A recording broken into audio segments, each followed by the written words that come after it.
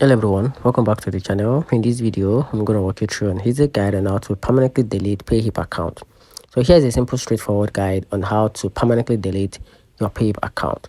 So I'm going to walk you through three different steps at which you can use to delete or permanently delete your Payhip account. So the first step is to cancel any active subscription. So if you're subscribed to any product membership or courses, log into your customers dashboard on Payhip, then find the section on your subscription under settings or subscriptions, then click cancel subscription. Then from there, click delete account. Then so this cancel the subscription and permanently delete your account data.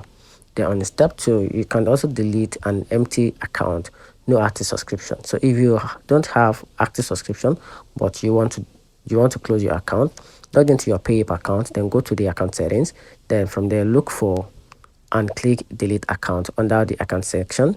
Then your account and any associated data will be immediately deleted. Now in step 3, you can also contact support. So if you can't find the option, if you can't locate the delete account button on your account, you can as well as email the Payhip customer support, which is contact@payhip.com, and request a permanent deletion.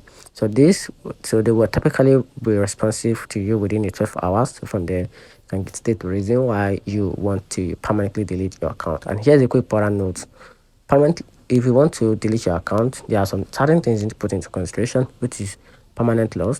So once deleted, all your data cannot be recovered, and the timing matters. Make sure to delete before any subscription renewal, and also confirmation. You should also receive a confirmation that your account has been deleted, and that's it. So once all these steps you go through, you are good to go to delete your account permanently, and that's it. If you find the video helpful, if you did, turn on the notification button and subscribe for more. Thanks.